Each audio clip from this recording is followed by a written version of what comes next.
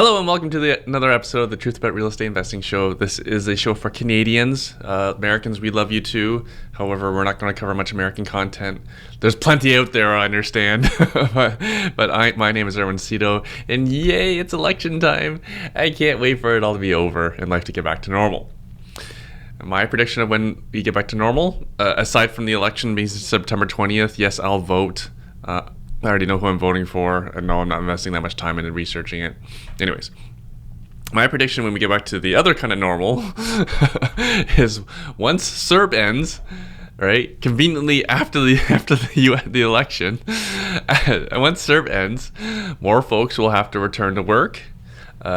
It's also it'll be the fall, so students who are over the age of 12 they'll be returning to school, and the university kids, they'll be returning to university, and whatever folks are returning to, pretty much all of it requires folks to be vaccinated against COVID. So, important side note: Pfizer has received full approval by the FDA in the United States. So it's only time for Health Canada to do the same.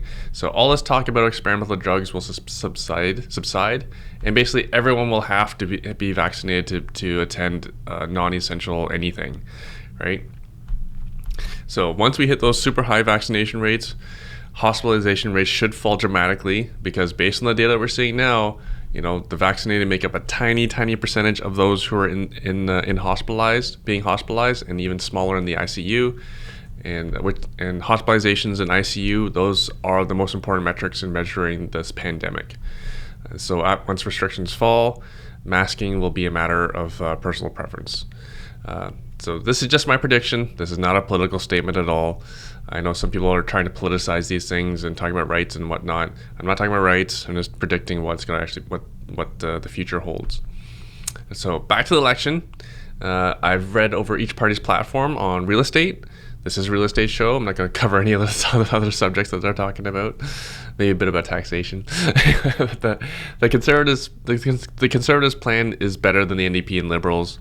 We've already had a significant amount of Liberal government. NDP is NDP, so it's not easy to get ahead of those in terms of planning for real estate housing. But the big miss is still always been the big miss. It's the municipalities. The regions, the towns, the cities, they control zoning and bylaw, as in they control what can actually be built by developers, right? If massive changes to happen, we need more supply of housing, preferably from the private sector. Since our government runs big enough deficits, we don't need them spending more of not even our money. It'll be our grandchildren's money. I've traveled a lot in Asia to major cities, and what do those cities all have in common? Any major hub for people, be it transit or shopping mall, and often those two are combined, they also have a condo built on top of it and are surrounded by high-rise condos. Like, to me, it just makes a lot of sense to have a high-rise condo on top of a mall. That way the stores in the mall will likely be successful because they have a lot of customers. And I don't think many people will complain about a high-rise condo being on top of a mall, because it won't really interfere with anyone's sight lines, right? It's like the mall across the street from me is next to a highway. I don't think anyone will really complain about sight lines being blocked from a highway. It's also great walkability to be so close to shopping. It's just a 15-minute walk and an elevator down, or vice versa, to be able to shop and eat. It's awesome. I've experienced this firsthand while staying with Cherry's parents in Hong Kong, right? But what do I know? I'm not a politician. These decisions are well above my pay grade. Anyways, more has to be done to impose federal and provincial values of increasing housing supply at the municipal level, or they have to impose their values on the municipal level. This, of course, would be unpopular for voters. Because who do you think voted for the anti-development municipal leaders into office at the municipal level? For example, I used to live in Burlington. Our mayor, when Rick Goldring was mayor of Burlington, he would actually go to the hearings to try and stop developers, to try and stop condos from being built, right? He fought against developers. And so when he came up for re-election, he was extremely anti-development. But someone else ran against him and saying she could be even more anti-development, and she's the one that won. Whatever, it is what it is. Cherry and I will continue to control what we can control, which is and one thing we enjoy is to teaching you all about the best practices on building wealth. And you know what I tell people who I haven't spoken to for a while when they ask, how have you been? My answer is, like any other real estate investor or stock market investor, we have nothing to complain about. The real estate market is up well over 30% from this time last year, depending on where you invest. Where I invest, it's a bit more, but quite a bit more than that. And my stock hacking allowed me to cash flow over $2,000, almost $2,000 cash this week. That's US dollars. While I was on vacation for most of it. And when I wasn't on vacation, I golfed 2 of those 2 days. So I am exhausted, having now golfed 4 times in the last 5 days. Woe is me. Life is good, and I hope the same is true for all you out there listening. If it isn't, then I can't recommend enough that you become a real estate investor or a stock hacker. The former for building wealth, real estate, and the latter for cash flow, which we call stock hacking. We offer free training for both, investortraining.ca and stockhackeracademy.ca. As folks get vaccinated and restrictions reduced, we'll host more and more meetings in person. We honestly miss doing our in-person meetings.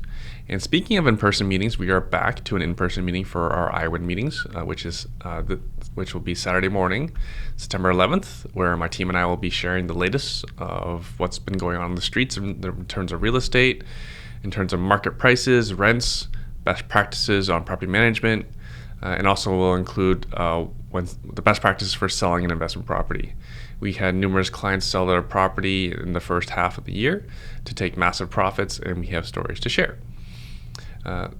Then we have the very high in demand Cherry Chan of Real Estate Tax Tips. She will be presenting. She's our keynote presenter, and she'll be sharing the best practices when it comes to bookkeeping. I know it's a topic that's of interest to pretty much all business owners, and especially real estate investors, because you kind of gotta know what's deductible for tax purposes and what's not. So if you're receiving our emails, then you'll be receiving invites to register. And we hope to see you all in the real world real soon. On to this week's guest, my very own coach for the last 7 years, Marianne Gillespie. She's a business coach. She's not just a business coach. She was like a Forbes coach. She wrote for Forbes magazine. She's a realtor. One of the ways I judge a coach is like who do they have on their client roster. She has some of the top agents in Ontario as her clients. She's a realtor. She's a real estate investor. She's a cancer survivor. She was orphaned and homeless at the age of 16, and more recently and insanely, an Ironman triathlete. An Ironman triathlon is a mere 2.4 miles open water swim, a 112-mile bike ride, and finally, to top that all off, if it wasn't enough, run a marathon, which is 26 miles. And she trained and completed her first race in the middle of a pandemic at altitude in the U.S. without her team because, our border issues. So she went alone, without her spouse, without anyone. She traveled alone. So I hope you enjoy the show.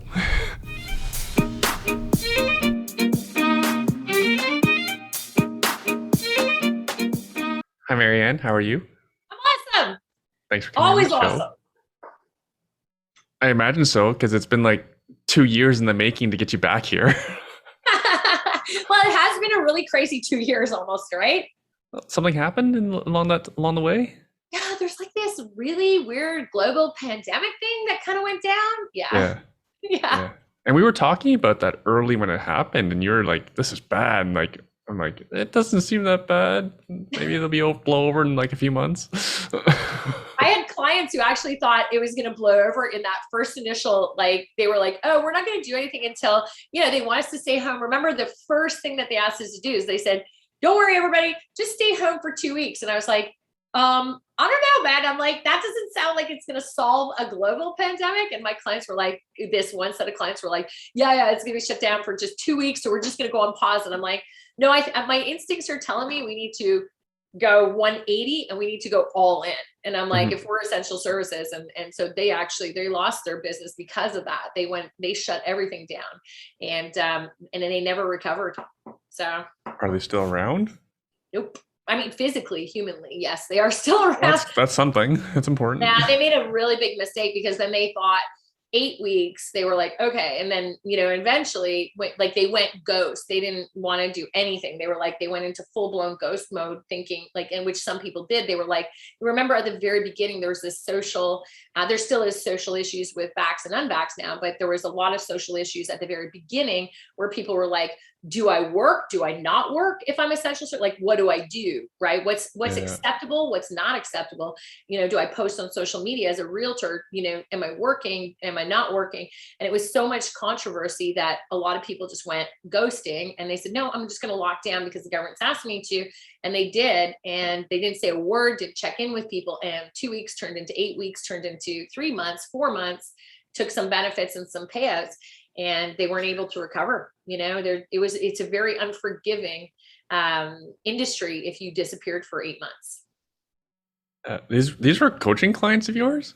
They were up until when they decided to shut down. Unfortunately, they decided to shut down immediately, and that was directly against where I was coaching all of our clients. They were the only team that we coached that said that they didn't want to do what we were asking them to do. And I said, we have a job to do.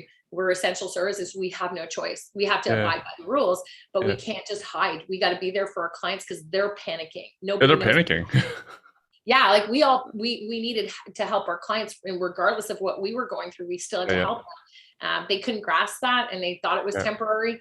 And the team dissolved within 8 months.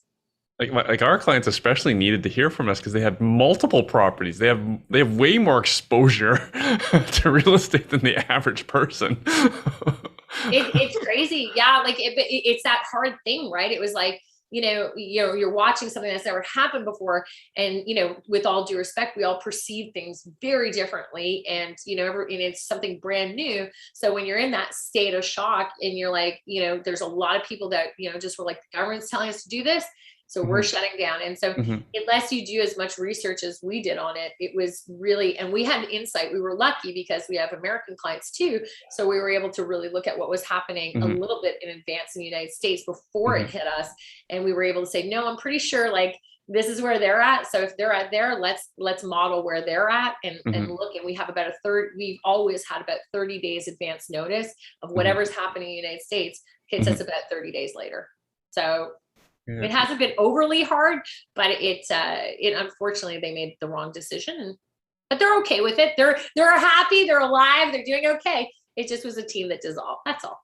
Okay, because we actually took your direction. Because I hire you as a coach for a reason. Hopefully you've done more homework than I am, and I have, and you just said do this, like get in front of your clients, make yourself as available as possible. We did it online. You're very health conscious. Like my father's a doctor, right? So I'm health conscious as well about keeping, it'd be awful if we ever got one of our clients sick. But anyways, we put ourselves out there for the community completely free. Like we were doing weekly webinars with local area experts on like property managers, paralegals, lawyers, mortgage people to support our community. Like we went hard, right? It was a lot of work, and we weren't making any money for it. No, you weren't making money for it. And it's like, it's kind of this thing that I look at and I just go, how when you look at what we do for living, so, whatever industry you're in, you have to really look and say to yourself, like when everybody's in a really big state of like, what's going on, there's types of people that are going to run and hide, which I understand. But when you own companies, you have to look, and especially in the housing industry, our industry could have collapsed. It could have completely collapsed. Financially, that wouldn't have been smart for the government, but our industry could have completely collapsed. And, in some cases, we have clients in Quebec and they shut down. They weren't essential services. So there was such a margin of like hindsight looking back. we were spending until like I was personally on the phone with, European countries. So I was on the phone with Italy. I was on the phone with realtors in Italy, Germany, New York, Boston, like Florida, Miami, like everywhere I could go. I was on phone calls until ungodly hours of the morning, 2-3 o'clock in the morning, just looking at the dots and the patterns and saying, whoa, what is happening? And then just really realizing that we have a window of opportunity, not just to service our clients, but also to understand that they must have been scared to death. Like most of them were just like, what's happening? And I like to think that, every one of our clients that we stuck with, that did what we said we were going to do, and that's 98% of them, they all had their most strongest, best years. They really increased their level of service with their clients. They have reputations now that they didn't run and hide, and they really help people through COVID. Even though we're still going through it, there was a lot of safety. And I like to think that our clients are, there's 800 of them. In Canada, I like to think that they gave a lot of people hope, and they did the right thing. Everybody did the right thing. They abided by the COVID rules, but we didn't hide, and we really were there for our clients as a whole group. And I've never been more proud. I think it really helped the industry. Hopefully we helped a lot of people, because, for example, TAREI had to research heavily all the government subsidies and stimulus programs that were going on that were all brand new. Yeah. Right? And again, like, even just talking to, like, it's so sad, like going to like a restaurant and talking to the owner, and they don't know what programs are available. Like these were designed for you, and you don't know about them. So we were broadcasting them all the time, free.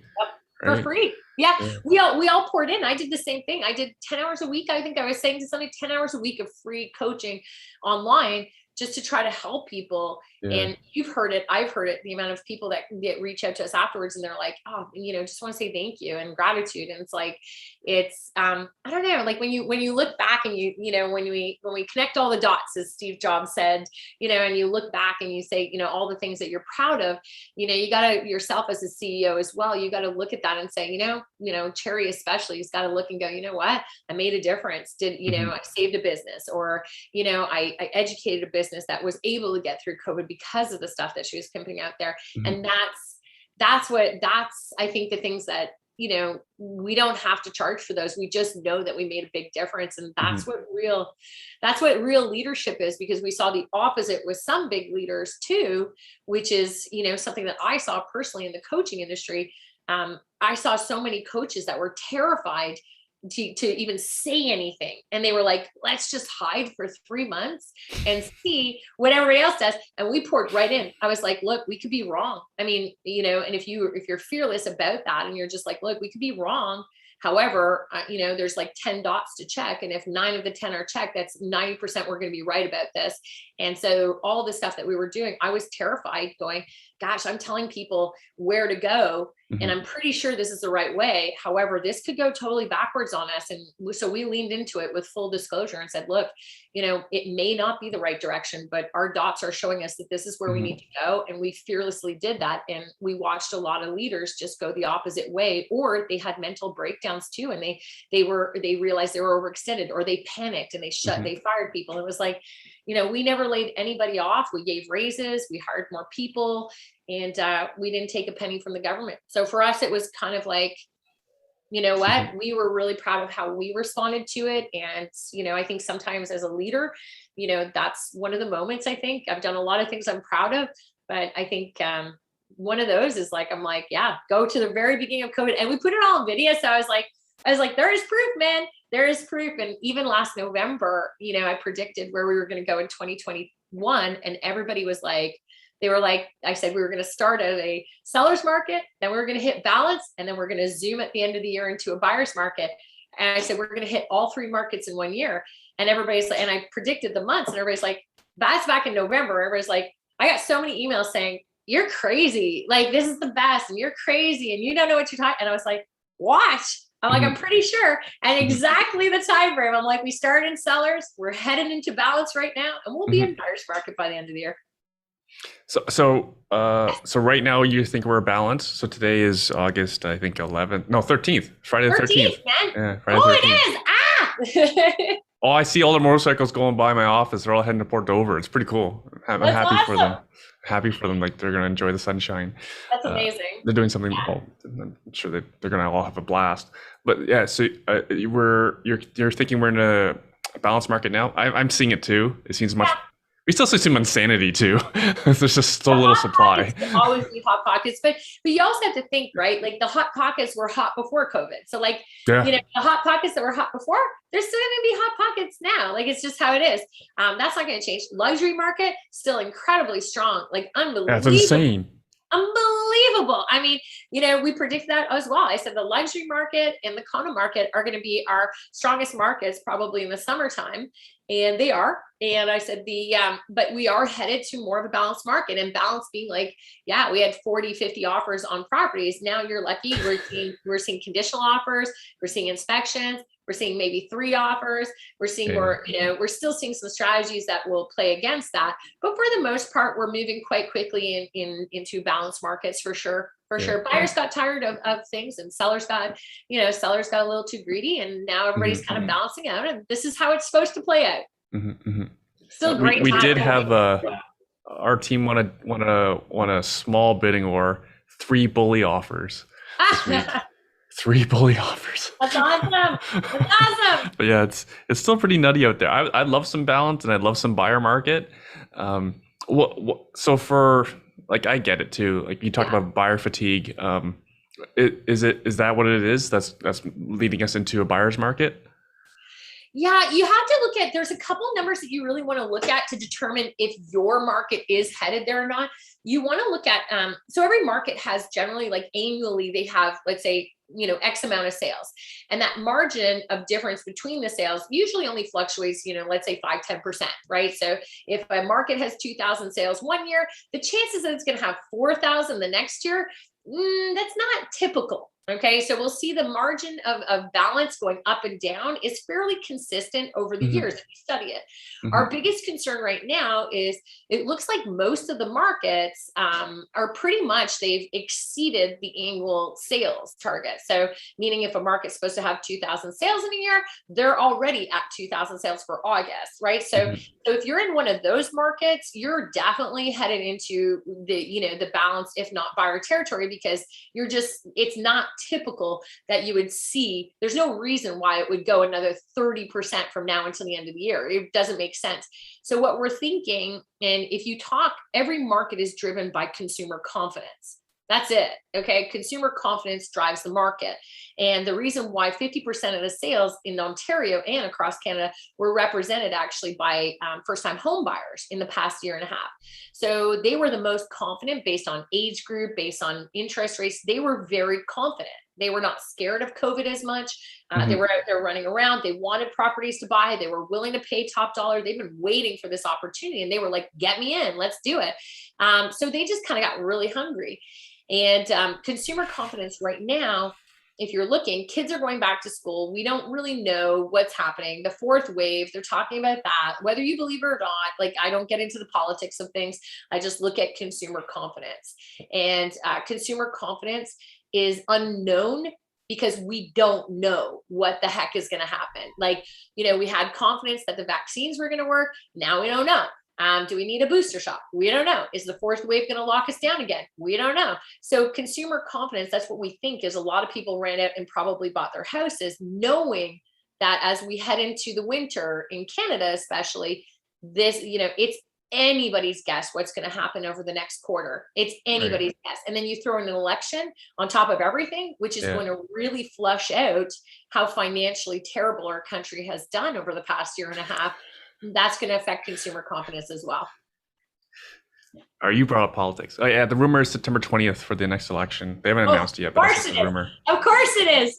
I mean, out of all the times to do an election, this is when it's going to happen, right? But it will flush out the money conversation and how bad of debt we're in debt recovery issues. So that will affect the consumer confidence as we head in, and it will pull the distraction, and it will be amongst them, like right in the middle of a 4th wave discussion. So I don't see the 4th quarter of being, sunshine and rainbows for consumers. Yeah. And it sounds like a lot of people I actually didn't really think about it, but like first-time home buyers, they probably have kids, so they're planning to have their home in advance of the winter because we're stuck. We could be locked down again. So actually, good thinking on the first-time home buyers. It really is. And then Yeah. also, don't forget, you're seeing this surge now of people who were like, get me out of the city. Well, work orders started coming back in various cities saying, in government and city and provincial and corporations now Mhm. saying, look, you're coming back 3 days a week. Like you're seeing it all over the world. If they're going, Mhm. you're coming back 3 days a week. Now everybody's going, well, shoot, I just bought something that's in the country. I don't have a work from home. And you're seeing what Google's doing, which is, oh, well, if you want to work from home, it's 25% less pay. You're see, like that just came down the pipeline and everybody's like, what? And it's like, yeah. So now you're going to start to see that happen, which is going to force people to say, okay, well, now I have to commute from there to there. And so you're seeing so much changes that I just don't see the focus is going to be 100% real estate in the fourth quarter. Too much stuff is happening that we've never been through before. And too many Yeah. changes. And one of the big stories coming out is a lot more and more universities are requiring mandatory vaccination. And one of the big stories in Toronto is, international students are coming back and they need a place to live. Like they didn't plan, they didn't plan this that well. So rents are going nuts in Toronto. Everywhere rents are going nuts. I mean, my places, I have these great places that I was able to increase rent. So the tenants are all doing shifting, and I'm like, go, go, go. And like the rents are insane now because, Mhm. everybody else is charging so much and the demand is so high that we're able to, yeah, unfortunately, it's too bad because there are some, I do believe in affordable housing, but I can see that as being a huge issue moving forward. Just having places for these guys right now. Right. It's very expensive. Yeah, but I'll argue that you and I have done our part. We've bought houses to provide rental housing, right? 100%. A lot of people aren't doing that. Nope. And then to Nope. share my own rent story, just last summer, I believe I rented out a 3-bedroom for, I think, less than 1,800. And now I'm going to get over 2,200 for basically the same thing. Like Oh rents yeah. have just gone nuts. Oh yeah. My 1,600 a month garden home, 2 bedrooms. It's 1,600 a month for the last 2.5, 3 years. I put it on the market for 2,100, over 45 applications in 24 hours. Oh my I was Lord. like, yeah, but I bought it from Mattamy, like fire sale for like 235. I bought a whole block of them for 235. And now everybody was selling them and buying them at 460. So you got, Mhm. I'm not crying. Listen, as a real estate investor, I'm just like, the only thing I'm looking at is going, okay, you know what? I'm getting that hunger to go, okay, I need to do another one. I need to do another one. So Mhm. like, it's just, oh, I love it. It's really good. Good opportunities. And just to finish the point about like you bought property and you rent them out, because if you didn't buy them, a homeowner probably would have bought them and just lived in it themselves.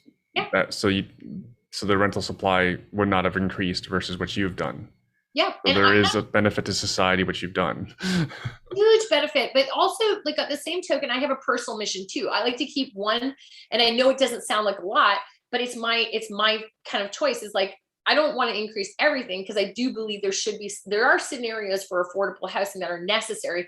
So I try to just take one of my investment properties and I keep it at a place where I'm like, you know what, it's my give back. Maybe it's not the smartest, I don't hear it's the smartest idea, but I do one that's always at a very affordable rate. And I spend a very conscious effort trying to find somebody who, had a bad break or, they really just honestly can't afford it because of things that happened during COVID. Mhm. And I try to keep that as my one affordable unit so that I can actually personally feel like I'm giving back and I can afford to do that. And, and I remember Warren Buffett, I think it was, that said the quote. He says, real true financial wealth is when you have enough money to take care of your own personal family and give them what they need in the life to succeed. But then you can take what you have Mhm. outside of that and make a difference in somebody else's financial wealth. So it's very serious, that rental, where it's a 1-year term.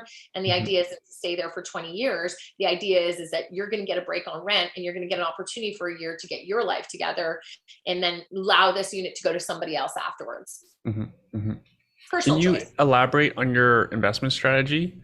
Because Yeah. like you mentioned, you bought new construction. Because, for example, a lot of people on the show do really aggressive strategies. Yeah. You know what I mean? Like they'll buy a piece of property and then they'll sever it and then they'll build another house on it, like which is quite active and involved. I imagine buying new construction is mostly signing paperwork. It really is. I mean, I have to be honest, like that was, so I go in phases. That was my favorite phase. It was my Mattamy garden home phase. I was like, I ran the numbers and I was like, okay, let me get this right. If I go in and I get all these great Mattamy units for 230,000, I never thought that they, like, I'm going to be honest with you, I'm in real estate for 23 years. I never thought that they would go 460 in less than 3 years. Like that's a place I never thought it would go. I honestly thought one day I'll get 350 to 380 for these. I did not think in 3 years they would go up to 460.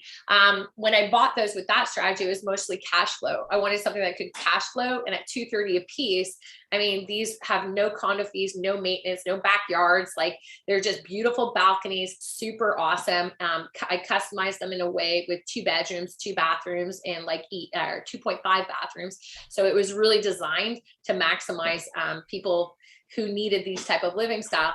And I loved it. And then I negotiated with Mattamy. I negotiated upgrades because they were having a hard time with moving some of them. So I was like, boom. So I picked up a ton of them, knowing that for my lifestyle and where I was at, I was like, you know what? This is like easy. It's no brainer. They had attached garages, 230, 2 bedrooms, no maintenance fees, like super easy. And I'm like, these are my favorite to invest in because they really, knock on wood, they require nothing. Like they're just easy places. And I don't want to get rid of them because I actually kind of like them. My strategy now though, where I'm getting a little bit more excited is duplex bungalow conversions. I just like, I'm obsessed with converting bungalows into duplexes. And that's my new passion right now. And so I've got one that I'm working on right now. And it's just, there's a rush, I guess you could say, with having a bungalow and just looking at it and going, oh, I get like separate entrance and I got this, and like the amount of cash flow that I can get on that. I don't want to sell it. I'm just like, I'm obsessed with finding those beautiful old bungalows in those neighborhoods and then duplexing them. I'm having fun with that. And I never thought I would, but I'm having fun with it and I have the right contractor. So everything's working very nicely with that. And it's unbelievable. It's really Can good. you detail some of the strategy, especially the numbers? Like, is this like in my markets? It's just, in our markets, it's typically a 1950s bungalow. Is it similar for you? 1950s is 1970s. I would say 1978 is sort of the latest that we're at. Most of our neighborhoods are the same as you. They're about 1930, 1940, 1950, 1960, 1970. Like, so that whole range. Typically where we found the best opportunities now in the strategy is obviously those areas because of COVID. Like we're looking for the seniors that and unfortunately, in a good way, okay, I used to feel like the reason why I like it now is, if you would have gone 2 years ago, these seniors could go nowhere. They were literally owning these beautiful opportunity bungalows for investors, which I love because you can make 2 rental opportunities for each one, which is amazing. But they were selling them like 2 years ago. They weren't getting top dollar, and yet expenses and cost of living was going up so dramatically that they were stuck. Like they were really stuck. I mean, you could talk to any senior citizen. They were like, we're stuck. There's nothing we can do because if we sell them, where are we going to go? And where are we going to get for this? So what I think is really awesome now is, sure, as an investor, it costs me a lot more money to buy these older bungalows now, but it's awesome because you know what? Now I feel I'm a human being. Sometimes I just don't feel great knowing that, there's a senior citizen that's, can't survive on the cost of living. But now we're writing checks for these bungalows. That is pretty awesome. And they're able to have, they can go further out and live in a beautiful retirement residence, and they can have a better quality of life. They can even leave the city. They can contribute and build in-law suites in their children's houses because they have so much equity now that they didn't have 2 years ago, that it's actually a win for me. It's a win for them. And my strategy really is because they were locked down in COVID and they were the most affected age group, and still is, but now they're double vaccinated, a lot of them. So it's a little bit safer. They still don't feel comfortable putting their houses on the market with 30, 40 people coming through them. So the strategy really is to just get really clear on where those pocketed areas are, which we know where they are in our city. And then just really going door to door and having those conversations and involving their families and saying, look, we can do this pretty seamlessly. And we're not trying to get a better deal than anybody else is. We just are looking for the right opportunities for us. And then, so what is the price of a bungalow? And then how much do you need to renovate it? Yeah, so we're spending about $80K per bungalow right now. So, and which is excellent. I have a great guy, and most of them, like, you have to have obviously the criteria. I don't want anything that, has mold in it. Most of the bungalows that we're getting from, like, this is crazy, but like most of the bungalows, I don't know if you've noticed this, they've been maintenance so amazingly. Like, I know in some of the areas in Hamilton, that's not the case. But I will say in our areas that we're targeting, which are the outskirts of the city, but not quite the outskirts, still within the green belts. And we're paying about 500-ish to 550 for some of these. And they only need about 80,000. And you're looking at rent on the upper level is close to 1,900 to 2,100. And on the lower level, you're looking at 16 to 18. It's big. So you're looking at, you're pushing that $4,000 per month. And it's very, like, you're talking, they come with they're already roof updates. They've already had the furnace maintained. They have great air conditioning. They've never, the houses that we're looking for are the ones that the only thing that really needs to be done is some duplex conversion work and to make it legally conforming, and also some cosmetic updates. And you know what? It's not that much. I mean, highest we've paid is 120 for renovations, but we try to keep it around that 80. Fantastic. Very popular strategy. And then it's good for us here. I don't know. I mean, now my strategy also is that we're noticing in my city, at least, there's two communities that I'm quite obsessed with. I'm very obsessed with Perth, Ontario, and only because I'm following. I found out, little insider tip, I'm still verifying it, but I found out to be true, is Spotify and other big companies are purchasing land and buildings like nobody's business out there. And I'm going, okay, you know what? I like to I'm like a hound dog. I follow the scent. And I'm like, but then you look at the cash flow of the places. I can pick up a triplex in Perth, Ontario, which has the most stable, amazing, high-level rent you've ever seen, consistent too. You don't have to worry as much about non-payments and things. I can pick up a triplex for under $340,000 there. It's still amazing, and it's only 30 minutes, not even, from Ottawa, and it's amazing rent and amazing, like almost no vacancy there. We're seeing those opportunities, and those are all those really, like, those are those people who have bought those properties for like 40, 50,000 years ago and kept hanging on to them, and now they're 80, 90 years old and they're getting rid of them. That's been a lot of fun too, but that cat is coming out of the bag fast. So the opportunities are becoming less and less and less, but it is great. By the time you post this, there'll be no opportunities. So people, don't waste your time. I was actually thinking people that are listening while driving, they're going to pull over and put in the GPS and change where they're going. Perth, Ontario. I don't even know where it is. No. It's great. But I have a coaching client that is an expert out there, and he has, gosh, I think he has over 250 doors out there. Like, anyway, he's really, like, he's unbelievable. And he literally has been telling me for years, he's like, this is the best place. And he's 100% right. It really is right now. And I'm seeing a lot of our investor clients are wanting to go out there too. So, and it's beautiful there too. It's right by the water. It's gorgeous, gorgeous. Speaking of coaching clients, like I mentioned before we started recording, you said something to me. It's been a while. Oh, I think you said this to me in 2019. We refer to that as pre-COVID, post-COVID now, right? Actually, it was just after the conference, so it may have been 2020. May have been. But anyways, you said to me, because I always wondered why you took me on as a client, because I was so much smaller than your other clients. I was doing well for a new agent. I was doing quite well, I believe, for a new agent. But again, I didn't know how when I looked at your client roster, I was like way at the bottom in terms of look at you now, production. Look at you now. We do okay. You do. But I remember you said, so it was close to 2 years ago where you said that you will take on people just because you like them. Yeah. And so in turn, you likely say no to people you don't like. Pretty much. I said no to somebody this week. Yeah, and I would say like is an operative word. It's funny because when I worked for a coaching organization that forced you to coach people regardless, Like, you know, they were like, you would get people who only cared about money, or like they only cared about, they didn't have anything else behind them. They would be like, look, just coach me to make millions of dollars. And there's nothing wrong with that. I can totally do that. But when you're a coach who does that and you know you can do it, you kind of, it's hollow. It's very hollow. And then you spend your time just going like, we're not making any difference in this world. Like there's no difference in this world that we're making. We're just making people millions of dollars, and they're just buying stuff and living in this great life. So when I choose the likeness of a client, it comes down to like, do they have great values? And if they do, yes, awesome. Do they want to make a difference in this world, or are they only considering money as the differentiation between what's, you know, great about this world and what's not? And if it's only money, it's probably not somebody that I would really like to be in business with. So I want somebody who, like you had a bigger vision. Like you want to change people's financial wealth. You want to share your knowledge. You want to make a difference.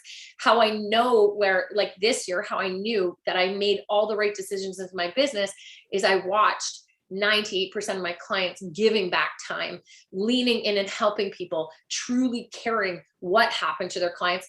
And then I knew all these years that what I did was the right thing. Is, you know, I picked the right people who I believe had the right core foundation that made me really like them and say, you know, when you do that in this world, it's just, you know, that's the impact. I just don't want to leave this world with a bunch of clients that make millions of dollars and they do nothing to make a difference on it. And that's the difference. You know, when I looked at you right from the get-go, I knew it wasn't just about money, because you stood for way more than that, and you've evolved to way more than that. So that's the difference. The money is good.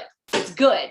It makes a difference. But you were doing, like, when I researched you, I was looking at your basket brigades, and like that was a really big passion project of yours. And I thought, here's this guy who's in the middle of growing a business, and you were just at the infancy stages, in my opinion. And I'm going, and the amount of work and effort that you put behind the basket brigades, like that was huge to me. And I looked at that and I said, that's a person who understands that their purpose in this world is not just to make a boatload of money. It's also to say, right from day one, you were looking for ways that you can make a difference in the world through that channel. And that was the key determining factor, believe it or not, of whether I would work with you or not. You know, I had no idea about any of this shit because we're talking about 2013, Yeah. 2013 to 2012 when we first had our first call. Yeah. I didn't know what core values were or anything like that, or no, most people what I was don't. or what I was going to do. And most people don't, or when it's like, you know, you have those people who read books and then they say all the things that are in the books, right? They're like, oh, well, like I'm going to repeat this or I'm going to regurgitate that. And that's beautiful because you're like a parrot. But at the same token, it's like the things that I look for are things that they're little dots, they're little crumbs that get left. That, you know, nowadays everything's on social media. So you can see the crumbs and you can see how people are, and you can see if they make a difference in the world, and you can see where their paths are leading and what they do and how they give back and how they treat other people. And you can really see all that stuff. And it's, to me, it's like, yeah, well, this is the year where I got to really look back and go, all the people that we've been in business with and have really helped throughout the years. I'm like, I've never been more confident in the way we selected clients and my own personal clients. You know, I've never been more proud, and I've never been more confident with our standards of who we selected. And I've been right. I would say probably 90%. I won't go as high as over 90, but I would say about 90% of the people that we've selected to grow their businesses, we really feel that they're doing big give backs in this world, and they're changing lives, and they're really building other people up while they go on that path. And ironically, it's the ones who don't that we're not in business with anymore, or we choose never to anymore, because anybody can coach you to make a lot of money. But making a difference in this world, it's a different set of crumbs that you leave behind, and you definitely leave them. It's doing our best, doing what needs to be done. So when I met you, you were a different person too. Yes. Isn't that crazy? You look different. I know, it's so weird. Even I look at pictures. Where is it? It's like right here. I keep it on my desk. It's like, because it's like so scary. It's like, oh my God, like that's crazy, right? Mm-hmm. It's like nuts. Oh yeah. I look at it all the time. I'm like, I keep the pictures all the time and I'm like, this one, I don't even fit in the frame. And I'm like, and that's at my first Ironman. I was like, oh my God, like seriously crazy. I love it. So for the listener, what can you describe what your life was like then? Your lifestyle, I don't know, what do you want to call it? Like Because your back energy then, levels were always high. It's yeah. just who you were physically didn't really match that. Nope, it didn't. So it's like, it's really interesting. I call it like kind of caterpillar becoming a butterfly, right? It's like, it's that whole different phase that you go through. I think, if you really look at, people who know me know that my life has not been easy. It's been a very challenging life. I was homeless before, I've had cancer, my family's passed away. Like there's so many things that I've overcome personally in my own life. And I think it just got to a point where, I worked in a corporate environment. I was building somebody else's coaching company, and it wasn't, like I said, it wasn't authentic of who I was. I was forced to work with people and make them millionaires. Yeah. Didn't they want me kicked out? Yeah. Yeah.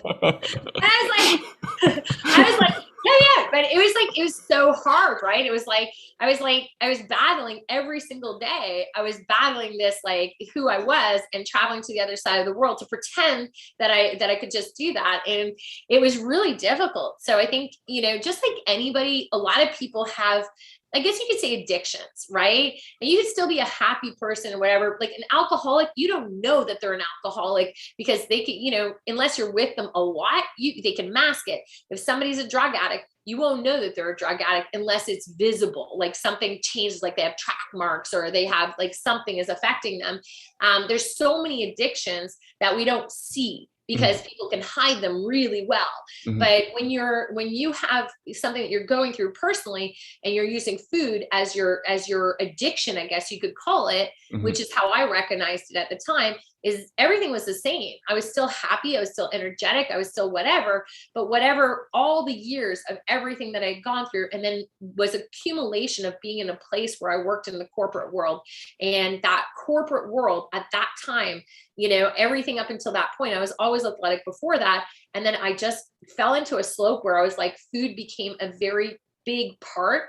I was half working in Texas, half working in Canada. I was always traveling. I wasn't happy at all with what I was doing, but I was really happy with who I was. And it was kind of like battling the two worlds. And the only thing that really made sense was having really poor eating habits. I was still running marathons. I was still doing things, and I still was massively energetic. That never changes. But who I was and my addiction was food. And that's one that when I look at people now, and I see that, I know that there's something that's being avoided because the healthy living and healthy lifestyle was not present. So it was only when I broke free from all that. And then when you break free from it, you've developed terrible habits, and that addiction becomes a habit. And then when you're trying to break a habit that is so ingrained in you, it's like, I referred to it as the 3-year exorcism. I headed out on it. And every day for 3 years, it was like an exorcism every single day. And it still is very difficult every day. However, it's now, at a point where I'm confident that I know what triggers and what happens, and I know all that stuff. And it becomes, you have to treat it just like an addiction, which is, you never hear people talk like that about being overweight, but I don't care what anybody says. It's like an addiction. There's a reason you eat. There's a trigger for you eating. And the more you know about it, and the more you control it, and the more you get ahead of it and are aware of it, the better you're going to be. And that is a full-blown addiction. So that's where I was. Doesn't mean I wasn't great at what I did. It just means is that was feeding something that I was avoiding. And that was a lot. How much weight did you lose? Over 150 pounds. Yeah. Oh my gosh. Yes. Because along that way, you dealt with cancer too. Yes, sir. Like, and that's the thing is, like, I dealt with so many things that were just that were really, I put myself through so much. Everything that I went through was not something I asked to go through. I didn't ask that my mom would die and I'd have to bury her. I didn't ask for any of that. So I didn't ask to be homeless. Like, all these things were, survival mode, right? And when you get things, that's what we call like chronic stress, right? You keep piling it on somebody and you're like, here you go, here you go.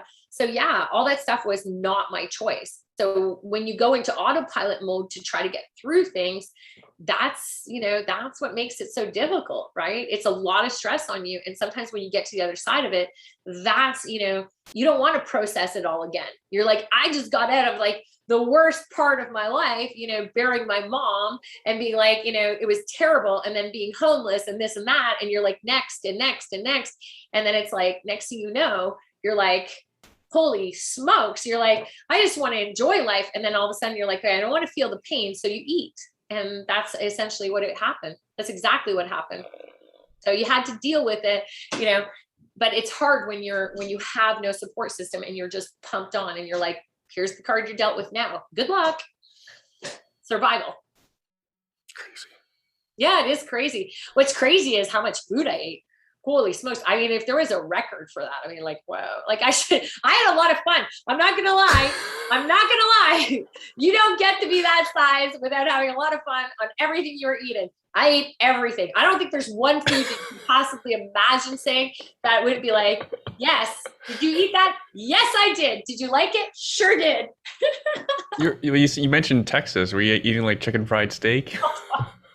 I mean, the stuff that they eat in Texas, holy Lord. I mean, and the size of it. The size is like everything is Texas size. That you order room service and you're like, yeah, can I get ribs? And all of a sudden it's like they bring up a cow and they're just like, here you go. And then it's not just a cow. It's like, here's 400 pounds of greasy French fries to go with it. And by the way, just in case, we just thought we'd add some pork rinds to it and some other sauce. And don't forget the creamy pasta with this. And you're like, and of course, if you've got massive discipline, that's amazing. But if you're highly stressed and you're sitting there not happy with what you're doing and that you're halfway across the world, you're going to be like, oh, okay, why not? And then you add in margaritas and the beautiful Texas tequilas that they have. And next thing you know, you've got a recipe of about 6,000 calories. Mm-hmm. That's a lot. Oh yeah. But you to fast forward today, you need to consume a lot of calories, do you not? So actually, we kind of yada way too much. All right. So you during a pandemic, I can't believe you went to the States to run an Ironman. It's so crazy. It's so crazy. I can't even believe it. I was doing a TV interview the other day for a triathlon group, and I was like, yeah, I was supposed to do, you got to understand, like 3 years I've been spending losing 150 pounds with the ultimate finished goal was supposed to be my Ironman. And I watched 2020 pandemic happen and I'm like, I'm in the middle of training for my Ironman. What does this mean? And then I watched one race get canceled. I'd move it to the next one 2 months later. Next race got canceled. I move it to the next one. And I was like, I can't give up because this is my everything. Like, this is my swan moment. This is when the caterpillar becomes a butterfly. And I'm like, I can't. And then I felt so like, I'm a small business owner. I'm working 16 hours a day. I'm nonstop. I'm trying to keep everybody employed and moving. And then all the businesses we coach, I'm trying to get them to the next level. And I was like, if I stop, I think what might happen is that eating habit might happen again. And I got to stay the course. And do I quit? Would I coach my clients to quit? And I'm like, no, I would be like, you go, you keep training, you keep doing you. And so I just kept pushing and pushing. And my training that I did in the winter was insane. I was, our equipment got shut down. Our pools got shut down. I was literally, this is a true story. I have pictures and videos. I would, when our pools got shut down in November, I think it was November to like March or something like that. And my Ironman was in May. So I booked Tulsa. I was like, when's the next Ironman for 2021? Because everything got canceled for 2020. And they're like, May in Tulsa. I didn't even know where Tulsa was. I was like, sign me up. And I was like, let's go. And so I literally reached out to all my real estate clients and I said, who's within my vicinity that has any connection to somebody with a pool, an indoor pool? And I had one of my clients reach out to me from Quebec and he goes, I have a house. He goes, it's vacant. It's for sale right now. It's in Quebec. And he goes, I would love it. He goes to lend it to you. He goes, but here's a warning. It's in a gazebo with all windows. It's a vacant property and there ain't no heater in the pool. And I'm like, and it's minus 30 degrees out.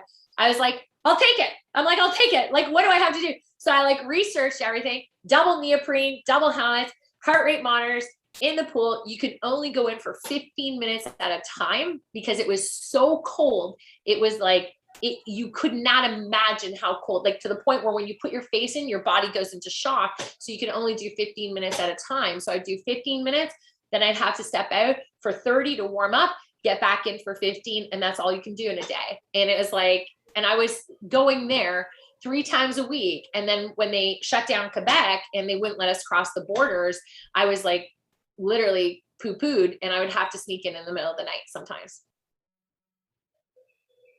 which I did. What was the temperature in Tulsa when you did your race? Like 100 degrees. 100 degrees. It So was like you I had trained no for the reason. extreme cold to have to race in extreme heat. Yes. That sounds It like was the proper worst. preparation. Coach, good coaching. It was the worst. Yeah, but here's the best part is I went to Tulsa a month before, right? So I had my triathlon team running around trying to find, like my whole triathlon team finding me vaccines online. So they're like, and my buddy Vince got me a vaccine appointment. They all had my health card number, everything, and everybody all day is like, da, da, da, da, da. And then finally they're like, we got your vaccine. And I'm like, yes. So I'm like, I'm going to Tulsa a month earlier. Because I'm like, I'm going to climatize. I show up in Tulsa and it's the coldest cold wave they ever had.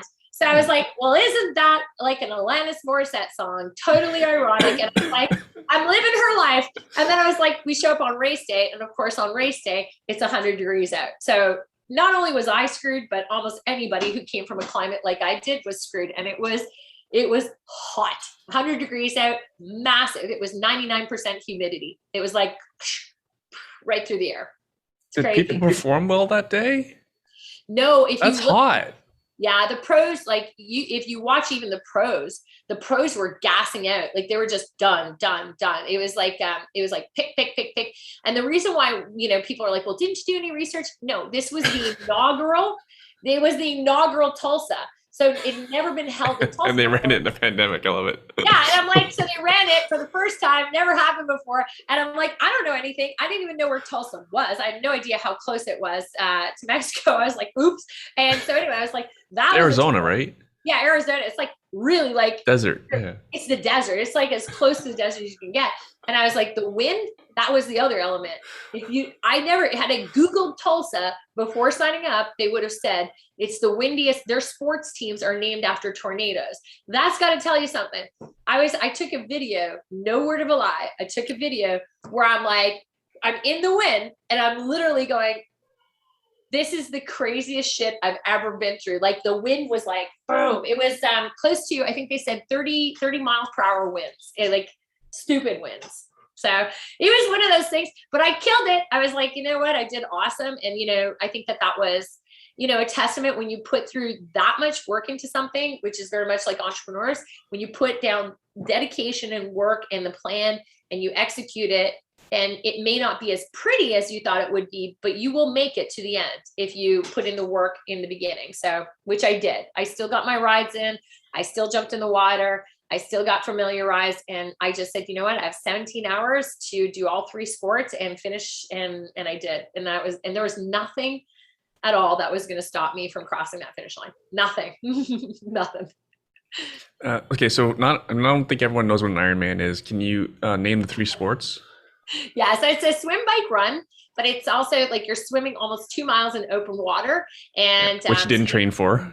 Yeah, I had no open water. The only open water swimming I had was when I was in there, and it was really hard. Like it was very difficult because so for the layman, open water means she's swimming in like a lake.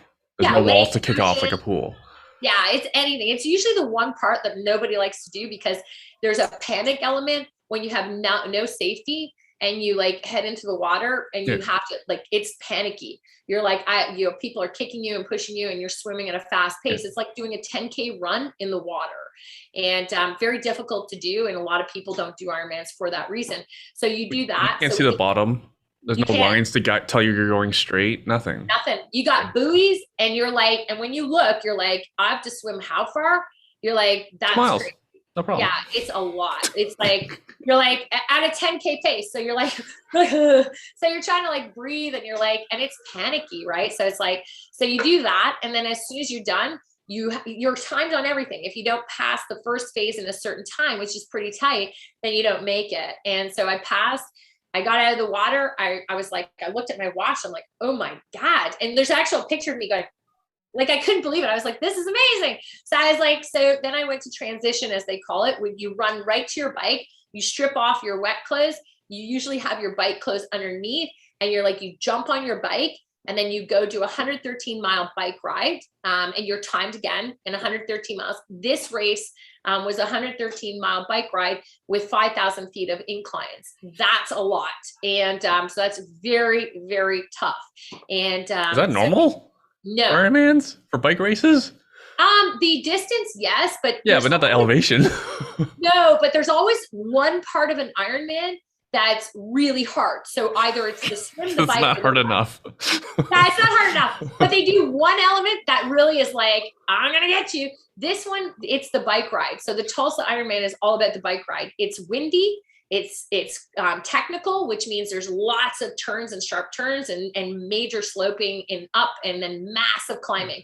So very hard bike ride. And then as soon as you're done the bike ride, you land in transition, you change again, put on your running clothes, and you're out and you do a marathon, which is 26.2 miles.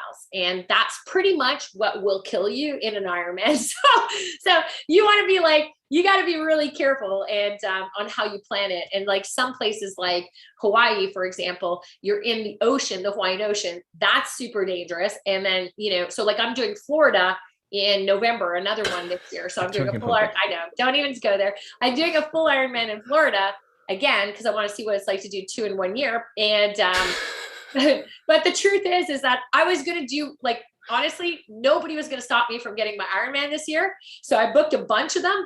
So now I have to do them, and I'm like, okay, whatever. But the one in Florida, it's the ocean, right? So you're in the ocean, and it's a really, there's jellyfish and there's sharks, and it's a very wavy ocean.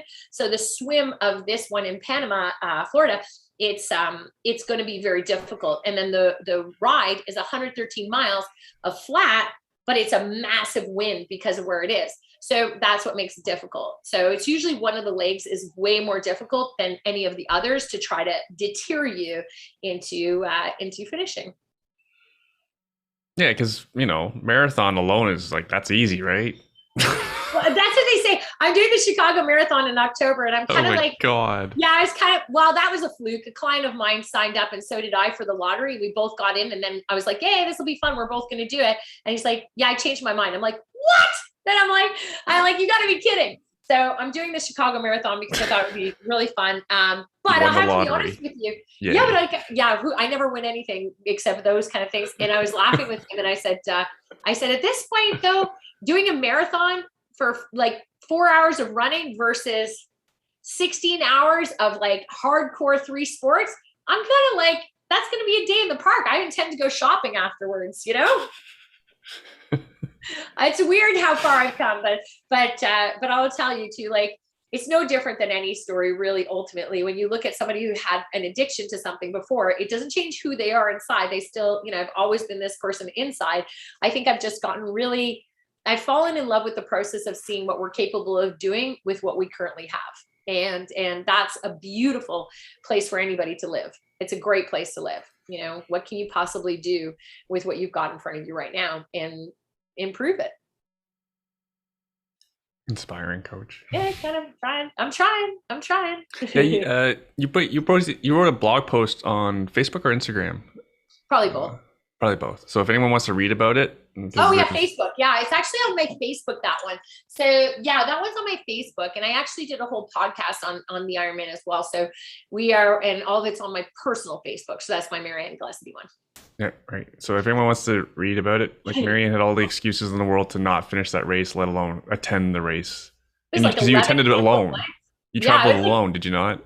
Was that? Oh, I had to go alone. And I think that was the hardest. That was one of the hardest decisions that we ever had to make is, when you have a partner, like a spouse, who watches and knows that this is not a joke. Like, a lot of people emailed me after and they were like, hey, listen, they're like, I can do an Ironman too. And I'm like, please understand. I'm like, please understand. I didn't just screw around. Like I was going in pools, like I was medically watched. I'm very cautious. I have all my vital signs looked at.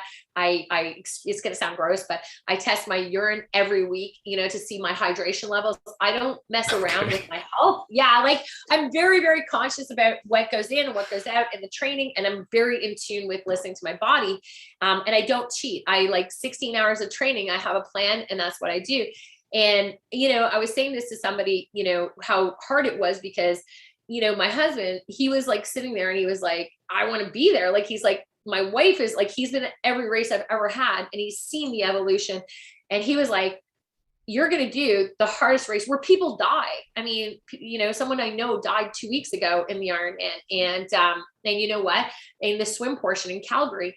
And, it's not a joke. Every Ironman, somebody does likely pass away and there's not a lot of people there doing them. And you're kind of like, you don't know if there's something. There's a lot of fit people who don't know there's an underlying issue. So there's a cautionary thing. And when you're in the water or, when I was doing the Ironman, it was like massively scary. I mean, I'm traveling during COVID. This is a dream of mine. It's hardcore 16, 17 hours of massive pressure and exercise in conditions that will pretty much deplete anybody. And no matter what happens, I'm not going to have any support. And I ended up in the hospital afterwards, which is even more scary when you don't have a spouse there with you because they're like, what's going on? And like when he saw my run, what he knows what my paces are and you can track live.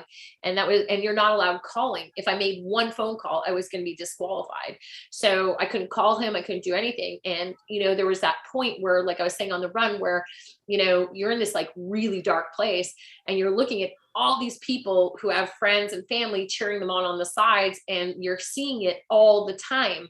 And here you are completely by yourself, completely in pain, completely going through something that all you want is somebody who knows you.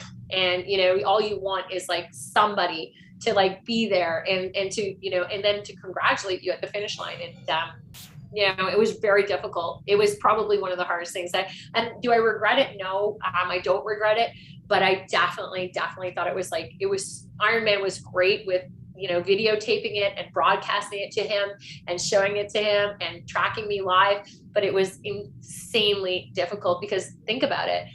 Most people have a ride there with all their equipment and everything. I had nothing. I like trekked my shit there. I was all by myself. I had nothing. And then, when I was done, like I was in the hospital by myself, then I had to get my stuff by myself. Like it was terrible. So, but you can't quit on your dreams, man. You just can't. You got to do what you got to do. And you have to keep, moving through that process, or at least I truly believe that even in life and in business, you can't stop a journey that you're supposed to go on. And, you might get a wall, but at some point you have to make that commitment to just go all in. And, that was not gonna stop. And we had to make a smart decision because of COVID too. Just was really not responsible for him to come.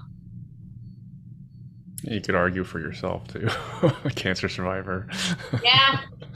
But I got a VRBO and I was one of those crazy with the shield on my face. I like the hazmat suit on and a shield. I was like wrapped up in bubble wrap practically. And I was like off the airplane and I was like off to here. I rented a car. I was like, nope. And I like sanitized the whole car. And then I went right to my VRBO and I didn't really mix with anybody, until it was done. I was like, they have a video. This is no word of a lie. They took the mask mandate out the day before the Ironman. So I'm with 2,000 people in the swim lineups as we're starting the Ironman. And they have drone videos at the top and the drones are flying above us and they want you to look up and wave. So you have 2,000 people waving and you can see me. I'm the only person with a mask on at the beginning of the race. And I'm like all covered in mask. And I'm like, dude. And I'm like, they're going to edit me out of that. They're going to be like, what is that? Like one person in a mask. A Canadian. Yeah. Oh yeah. I'm like, I'm from Canada. We don't have the second vaccines yet. And so it became a joke at Ironman is most of the Americans, they came up with this story, which I don't know where it came from, but I definitely didn't correct them. And they kept saying, they would introduce me. They'd be like, this is Marianne Gillespie. She's from Canada. If she takes the mask off though, she's going to get deported back. I'm like, okay, sure. Like, whatever. Like, I can guarantee you Justin Trudeau is not watching me. But it was so funny. I was like, yeah. That's what's happening. That's what's happening. It was great. I'd imagine your experience is pretty not that dissimilar for our Olympians in Tokyo, right? They had their coach. Actually, they had better probably better off than you did. They at least had their coaches and their teams, not their spouses and family. But yeah, I think they had it better than you. I think they had it and double shot. Yeah, they had it better. I was terrified. I'm not gonna lie, I was terrified. I was like, I'm gonna like get some disease and die. I had 7 COVID tests, 7, and at that point I was like, okay, after 7 COVID tests, I'm like, you know what? And I did the 3-day quarantine in a hotel after, and the 2 weeks at home. So I did everything, but I was like, there was a point where I was like, after 7 tests, you're like, oh my gosh, one of these is going to come back. And, I'm worried. Like I'm a very cautious person, and I don't know enough about COVID to make decisions medically. I don't know the difference. I just have to do and trust. And it was just like when I was watching the Olympians, I just kept feeling really bad. I was like, I understand their journey, but what a terrible disappointment that, and I know it doesn't matter to most Olympians, but when I was watching some of the finales and I was like, in the final to make it to the Olympics and then not be able to go to the final ceremony, even like, not like, it's just, kind of was a little heartbreaking. I was like, there's so much about the Olympics that they work so hard to get to. And, the crowds cheering is one thing. They knew everybody was watching, but to not have your family there and to work that hard and to have that must've been so hard for them. So hard. And they all took it like champions. So it was inspiring at the same time. I think a lot of them will be back in 3 years. I think so. I think so. All I know is like, go Canada soccer women's #1 watched thing on the entire Olympics was the Canadian-US soccer match. Wow. Or not US, sorry, I meant the gold medal against Sweden? Gold medal match against Sweden. Yeah, I don't know. I had no idea it's #1. Yeah, it was the #1 watched event was the Canada women's final match. Like, how amazing is that? It's amazing. Amazing. I know. Go girls, go.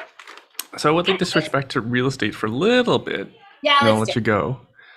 Because like I told you before we were recording, some of the listeners that are in real estate as investors, they feel naturally they would like to potentially become an agent. Yeah. And can you touch on where the industry is at? Because I'm sure some things that come through people's minds are like, because people ask me about like Purple Bricks or like Zillow or other types of, or other like Zolo, like, wow, there's lots of companies coming after our jobs. Yeah. And they're probably that is the future of real estate. Like you can't stop evolution, right? Like you can't stop different models. You can't stop different opportunities for people. And I truly believe that, whether I agree with it or not, I've just seen some of these models have the biggest thing that they're gearing themselves to is to provide data. They're just able to provide data at a level that's faster, more efficient. I'm not going to name drop which company, you mentioned it already, but I won't give them any more promotion than they already have. But one of the things that they do is they have an artificial intelligence app built into it. And that artificial intelligence app, it goes right to the consumer within 3 days of being assigned an agent. There's an email that goes to the consumer saying, hey, I'm just curious, can you just tell us, do you like working with Marianne? Has she done a good job for you? Answer just 3 questions for us to make sure. And if you're not happy with her, we need to know that. And the data is freaking instant. I don't know one real estate team that has that kind of technology. And it's like, so all these aggregators that are coming into the network, they're providing a consumer experience where they're getting data information out in rocket speeds about whether your client is being serviced at the level they want to, whether your client is qualified at the level they want them to, whether you're getting the deals, whether your client's upset. When you write an offer, you have to put it into the system that you wrote an offer. Within 24 hours, it checks and says, hey, how did you find the presentation offer? Did you think you were going to get it? Are you happy with the price that she negotiated for you? Like, you can't get that anywhere else. And that's where the industry is coming, is the industry is going to be able to say, what does that do for your client? It increases retention. It nips problems in the butt right away, but it also provides a level of service that the consumer has never experienced before. So if you're getting into real estate, and you're really kind of wondering how you're ever going to compete with those type of companies, which are going to come in and develop their own brokerages, you need to look at the consumer experience within your business. Doesn't matter if you're a single agent or a mega agent, you need to look at how well do we know when our consumers are happy, when they're not happy, where we're getting A pluses and where we're getting Fs, because everything can be fixed, but not if we're waiting till after the transaction, then we don't know where we lost a client perhaps, or where we really excelled. And that's the kind of data that's invaluable in the real estate industry right now. So, and you don't need $70,000 a year in a product for that to happen. You can create that within your own company. So as long as teams and individuals start focusing in and saying, okay, all these competitors, what is the underlying thing that they're doing? And yes, they're providing leads and stuff, but it's all about the consumer experience. And we need to be really on top of what people are experiencing when they do business with us. And sometimes it's a very hard pill to swallow, but your consumer loyalty will continue on if you know what it is. Right. So it's like bottom line is like be a good business and you'll be fine. Be Disney. Be Disney. I mean, be Disney. Make it the happiest place in the world for your clients, and you're going to never have a problem. But if you're not Disney and you're not doing that, then you know what? Then you have to make sure that your product is better than anybody else's product and that they'll want it. And, even like from coaching perspective, we just brought somebody on board who's going to be in charge of experiences.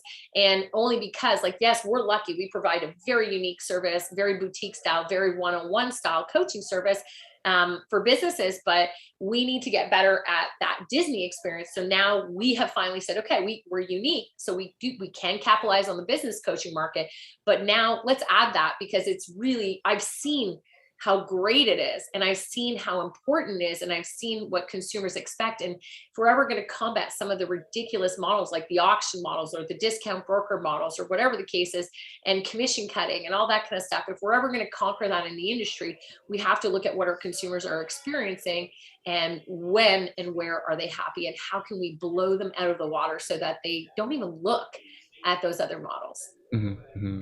For our business, because we're so specific in what we do, in high service, and it's stressful to be an investor at times, right? So that's why we focus on being available to them, and being their guide in this process of being a real estate investor, a landlord. Yeah, well, we even think look at the shock of how different things are right now. Not to pimp the tires of Tesla, but you don't go in and buy a Tesla. You buy your Tesla online. Yeah, I was looking at it on my phone last night.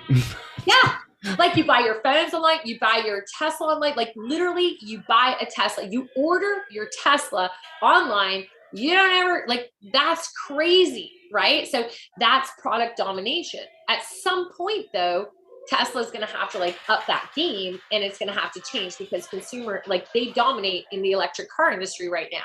At some point they won't. They'll have to change their model a little bit. But until then, look what they've accomplished in the car and auto industry. It evolved. When did any dealer that you would ever walk into, at Jaguar or Mercedes or anything, say, well, guess what? We don't need car salesmen. We're never going to sell a car in house anymore. Just buy it online. That's insane. Insane. I checked yesterday. The ETA for the car I wanted is it's August now. It was saying March or April. Yeah.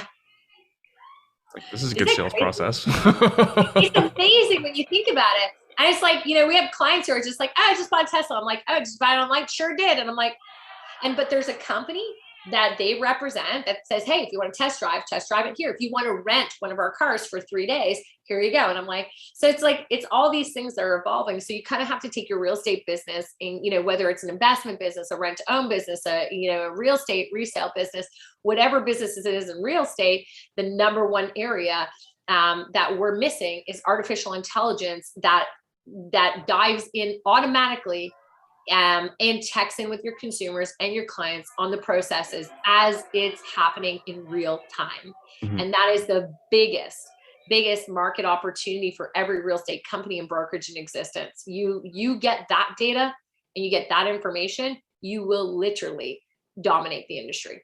And I don't know many brokerages doing that right now, but I know that the competitors are chomping at that. Right. Yeah. Definitely. I'll talk Brokerages to are my team still about it. focused. Brokerages are still focused on the stuff that things that I bring to the table. Oh, we'll teach you how to coach, or we'll teach you how to sell real estate. There's too many people that you can leverage that out to right now that are doing it way better at a brokerage level, that you shouldn't be keeping them in-house anyway. Refer them out and focus in on the consumer experience, and you'll have a way, way better brokerage. Okay, now that we have the fear put in people, how hard it is to be a realtor, the prison sentence doesn't sound so bad. So if you recall, before we were recording, we talked about what you termed the prison sentence. I love it. This is Can you gonna get me explain so what? much trouble. I'll be like, I'm gonna get lambasted from every single person that is in the corporate world. But here's the thing, I was explaining this to somebody on an interview the other day about this, and you know what, and it's how I explain it to other people. So I kind of came up with the term. The way it all happened is somebody was looking for employment in my company. And I'm an entrepreneur. I love it, but it's hard for people to understand how we see the corporate world and how they see us. I know people in the corporate world think people who are entrepreneurs are crazy, right? They're like, you guys work a lot, or you do this, or you do that, and blah, blah, blah. I get it. We're definitely a different breed.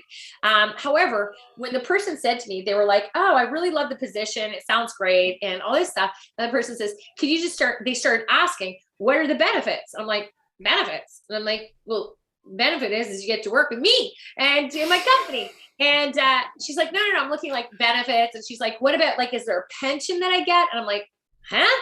And I'm like, okay. And then she's like, and like, where's my vacation? And do I get sick days? And do I get this? I'm like, okay. I said, we need to have a little talk. I said, I think what you're looking for is a prison sentence. And she's like, what? And I was just like, yeah. I said, here's how I look at where your world is coming from. Is I said, you have two things, right? I said, if you go to prison, you have, like, what you're looking for is clocking in and doing a certain amount of time. Cause she did ask, she says, do I get paid overtime? Do I get like fixed hours? Like, there were so many questions like that. It was just weird. And I'm like, entrepreneurs are different. We're just not that style. And I'm like, we have no problem compensating, but we're very results driven in our compensation models. And so it's kind of like, the more you're compensated, it really defines the more you bring value to the table. It's a very different model. I said, I think what you're looking for is like prison. And I said, and I refer to the corporate world as prison. I said, you clock in. I said, you have a certain amount of time every day that you have to do, and you get paid for that time. And when you do your time, just like prison, okay, you have your prison sentence, might be 10 years. And you spend 10 years getting your allowance at prison for the chores that you do every day. And you have structure. At 5 o'clock, everybody eats in the mess hall. At 12 o'clock, you get a break. You lights out at 10 o'clock. Like, there's certain things that you have to do. Same thing in the corporate world. So you have your allowance, you have your prison sentence, you have all that stuff. I said, and then you work. And then when you're done, your prison sentence, your AKA term, they give you the money that you accumulated in prison. And they say, great, now go. Good luck with the rest of your life. That's exactly how I see the corporate world. You do your time, you get paid for the time that you do. You're not encouraged to think outside of the box, nor are you allowed most of the time to think outside of the box. You can't change or break the rules. You have very limited freedom within those type of systems and models, and you never usually can earn more than a certain amount. Okay, it's very restricted.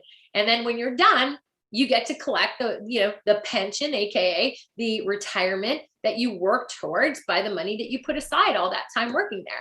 It's exactly like prison in my eyes. I just look at it that way. And I'm like, to me, I want to live with freedom. I'm okay with working 16-hour days and donating time and doing things, because I can take off now and go work in Hawaii if I want. I can be bigger. I can be better. I can work on 16 projects. If I want to sleep in, I can sleep in. If I want to make more, I can make more. If I want to donate more, I can donate more. If I want to do whatever I want to do, I've got complete freedom to do it and how I want to do it. And it's a great journey. And the journey doesn't have an end date. There is no end date. It's always, what's next? What's exciting? What's the next opportunity? It's not about doing time to get to where I need to get to start enjoying life. I'm enjoying life today. I'm not waiting. I'm enjoying every minute of today. I'm doing what I want to do, and I'm doing what I love. And that's not prison. There is no sentence behind what I do. I love it. And so for me, and the person was like, she understood it. And she goes, I get what you're saying. And she goes, I think though I fit in prison. And I'm like, you do. I'm like, you totally do. And I'm like, that's great. And I'm like, so now go find your prison sentence. And I'm like, go do it. And I'm like, you go, girl. And anyway, it was kind of cool to see that happen. And I was like, the person that we hired sees life the way we want to see it. Like she's excited, she's passionate, she sees growth, she sees opportunity. She comes with creative ideas. She, she has unlimited income potential with us. It's way different. And when she says, hey, she goes, I'm going to Costa Rica, or she goes, I want to go to Costa Rica for 2 weeks. In October, there's a yoga course. I've always wanted to take it. It's so important to me, but I get it. She's like, if it doesn't work for you, I'm like, go. You go, and we got this taken care of. It's October, it's 2 weeks. You just go and live. That's not a prison sentence. So very different. All right, Coach, we're running out of time.